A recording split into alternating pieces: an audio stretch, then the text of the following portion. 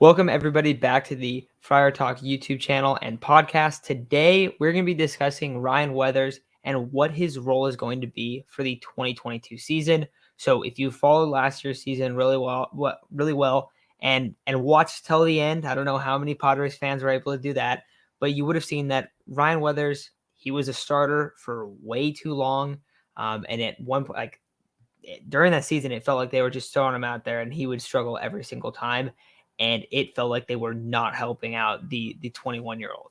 So one of the biggest kind of questions I have for this pitching rotation in terms of roles is what's Ryan Weathers going to be? Because is he going to be a starter? I would lean no. They have I think six capable starters already. Is he going to be an opener? Is he going to pitch a couple innings? Is he going to pitch one inning out of the bullpen? What are you guys thinking? Chase, you want to lead this one off? So kind of what I did kind of going back to what I said last year, I think he should be an opener. I think he should just, if he's an opener, 2, maybe 3 innings at the most. When we saw when he was getting rocked, and I mean absolutely rocked when he was starting, is when usually around the second or third time around the order. Usually he didn't get through the third time. If he got through the third time, the Padres were just straight up bullying that man by letting him sit through getting up like 7 runs, at least 7 runs. They did not do anything to help increase that man's confidence. They just let him struggle out there because they needed innings. What they did to that man should be criminal. But anything past 3 innings, I think is too much for him. 2 innings is probably like the sweet spot. You want to get him through at least 6 guys. I think 2 innings does that. All right, that does do that. An opener probably would be the best scenario for probably like a Nick Martinez or Chris Paddock, because we still don't know what's happening with Chris Paddock, really. Not too much news has come out other than he ended last year with an injury. It was suspected to be an elbow thing. Haven't heard anything else since. So if they do a 6-man rotation or Chris Paddock does win the 5th spot, I think Weathers should open for him so that you can limit Paddock's innings and his pitch count. That's a great way to use both of them. But if you use Ryan Weathers for over 3 innings, it's not going to end well. His starts were usually started off really well. Inning first, 2, maybe 3 innings, depending on how many times he walked someone. Usually went well. It was when he got into the 3rd or the 4th inning, the 2nd, the 3rd time through the lineup, he started to get rocked. It's because he didn't have that put out pitch last season. Maybe that increased or that got better during the offseason, but he didn't really have a strikeout pitch, a guy to put someone away. He seemed to walk a ton of people. He seemed to, okay, I'm now up in the count. He couldn't throw his slider. He couldn't, or I wouldn't say he wasn't able to throw a slider, but he wasn't getting people to chase with it, nor the changeup, nor the splitter I think he throws. It was just those 3 pitches never seemed to be put anyone away. And if they hit it, it was kind of, okay, it was either a hit or a ground out. But you didn't have that pitch to put anyone away. And that sometimes ended up losing the count and walking them. So I think with the way he is right now and what he showed last season, 2 to 3 innings at most. I think last year he started off as kind of like a 2-inning reliever after Joe Musgrove, specifically Joe Musgrove last year. That's how he started for the first 2 or 3 games. I want to say, I think that's how he's going to start with Mike Clevenger. Mike will probably throw 3 or 4 innings, and then Ryan Weathers will probably throw 2 or 3 innings. I think that's how he should start. I think that's how it should stay for the remainder of the year. If you need a spot start, or, if you're lacking starting pitching the way we were last year, then you kind of have to throw him in there. And it was funny because you guys were talking about, what they did to the guy was criminal. Yeah, it was. He looked like depressed, dude. I felt so bad. I don't remember feeling so bad for a player because, he's our age. How would you feel if you're in the majors and you start off hot? People are hyping you up, and then just, it all crashes. Like, you come back down to earth, and, you face reality that you weren't as good as you thought you were, because people are going to figure you out as your career goes. Now it's your turn to figure out the rest of the league, figure out your tendencies. And he's so young that he's going to be able to do it. I'm quoting Chase on this one when looking at his Baseball Savant page. It's about as blue as my hat. Chase said that, and it was perfect. It was a really, it made go look at it. It's not that good, and it was funny because we were saying like, if the Padres were to trade him for Max Scherzer, it wouldn't be bad. It'd actually be really, really good. We were saying that we took backlash. What about now? Now it's looking pretty good. I bet everybody would have done it. However, with that being said, I'm not losing hope in Ryan Weathers. I just think this year he needs to serve some time in the bullpen. I say it like it's serving time in jail. He needs to, serve some time in the bullpen and just, try and figure out what wasn't working and what was working last year. You look at his fastball velocity, it's solid, but he needs to be able to, put away guys. Earlier in the season, he was putting away guys with that slider down and in. He was working with it really well. As time went on, he wasn't able to do it anymore. And that's where he kind of started to struggle. He wasn't putting away guys. And, his fastball is not anything crazy. It's just good velocity. And people started taking advantage of it. So, with that being said, long reliever, I think it's a perfect role for him right now. You guys bring up that he struggled to put a lot of batters away and often lost the count, led to walks, led to guys getting on base. He didn't even average 7 strikeouts per 9 innings. So, like, he really struggled in that department. Also, home run wise, he would get into little ruts where it just felt like guys were just teeing off on him for a little while. When he was on at the end of 2020, or I guess there wasn't that much that he pitched in, but like early on this past season, he looked really good. He looked like he could locate all of his pitches really well. He looked like he had hitters confused. And like you said, Isaac, he's our age. He gets figured out. And it seemed like they just kept tossing him out there. Just like, all right, like you're just gonna keep pitching. You're not gonna have adjustments. You're not gonna it felt like he wasn't getting enough help. And so I do have a lot of faith in Ryan Weathers moving forward. Just because you add Ruben Niebla, you add all these pitching coaches, you add a much better coaching staff, a much better development staff. I think I have more faith in him moving forward now than what was the Padres coaching staff last year, and the year before that. So I do have a lot more faith in him. I think this year he's destined to be like a 2-inning reliever.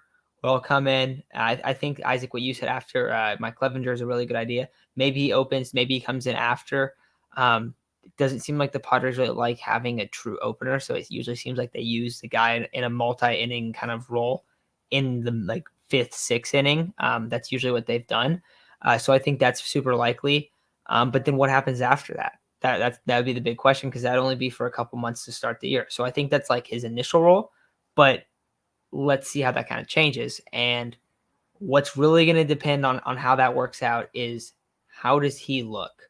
Does he look good, or is he struggling? And I'm going to pull up we've done this a bunch lately. I'm going to pull up his Baseball Savant page, because Isaac, you brought it up. You brought up the blueness of it. Like, he really struggled. Like, this is chase rate one percentile. He's got to really figure it out in that department if he's going to have success. He's 21 years old. So this is not us being like, oh yeah, we don't believe in Ryan Weathers. No, we believe in Ryan Weathers, but he's going to need a lot of development. And I don't know how confident I really am in him coming in and being a productive pitcher for the Padres this year. They have a bunch of arms that are kind of borderline, and I think Ryan Weathers is one of those borderline arms.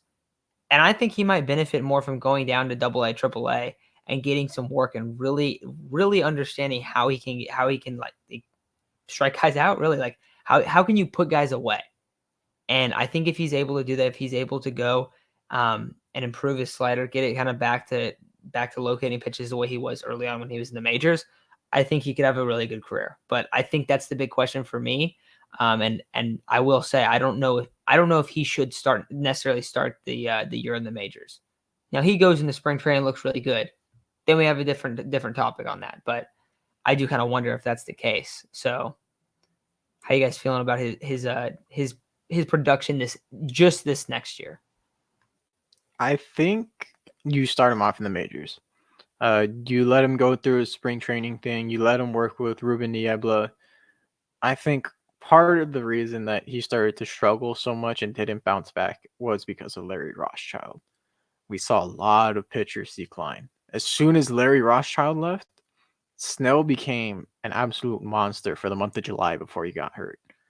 Musgrove was probably the only one that was consistently good throughout the entire time Rothschild was here last year. Darvish fell off.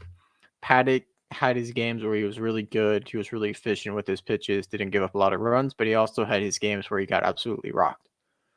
Who else am I missing? I know I'm missing Vince Velasquez, Jake Arrieta. I couldn't tell if that's Larry Rothschild or they were just that bad. Ryan Weathers, though, at the beginning of the season, the guy was confident on top of the world. Second half of the season, he didn't have any sort of confidence there, and he wasn't making any adjustments. And I'm pretty sure Larry Rothschild was in his ear being like, hey, it's because you need to throw more sliders.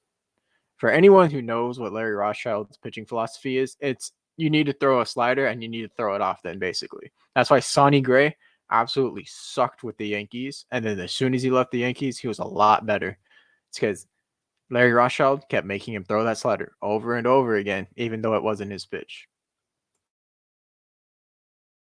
Yeah, and I mean, like I said, for Ryan Weathers, he's young. He's got a lot of time to develop his pitches. I'm actually quite surprised he hasn't been brought up in some trade talks because of how young he is, and he has a little bit of experience in the majors. He has potential to be good in the majors, so I'm kind of surprised he hasn't been attached to trade talks with the likes of Will Myers, the likes of Eric Hosmer, and it's been a lot of other prospects instead. Especially considering what was he, the 6th ranked prospect?